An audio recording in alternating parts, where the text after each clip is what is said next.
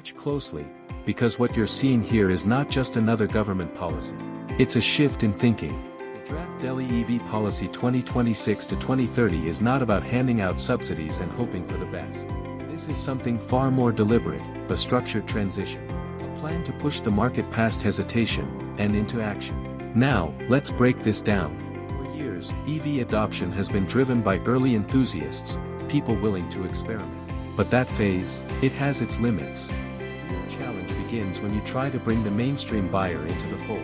And Delhi seems to have understood that.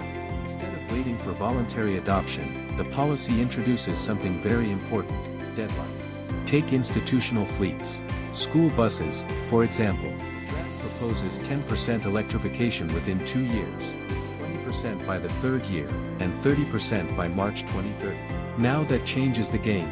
Because once you introduce timelines, you move from maybe to must. Targets alone don't work, unless you support them with economics. And this is where the policy gets interesting. It doesn't just reward buying a new EV, it rewards replacing an old one. If you scrap a BS4, or older, vehicle, you get tangible financial benefits. Up to 10,000 rupees for scooters, 25,000 for autos, 50,000 for goods vehicles, and up to 1 lakh for cars. Think about that for a moment. You're not just lowering the cost of entry into an EV, you're actively removing high-pollution vehicles from the road. It's a double impact: cleaner air, and a stronger business case. Now, for the everyday car buyer, the big hook remains tax relief. A full waiver on road tax and registration fees for electric cars priced up to 30 lakh rupees, extended all the way to 2030. That's not a short-term incentive, that's a signal. A signal that says, this direction is not changing anytime soon. That matters, because buyers need confidence. They need to know that if they switch today, the ecosystem will still support them 5 years down the line. But here's the bigger picture. This policy represents a shift, from encouragement to management.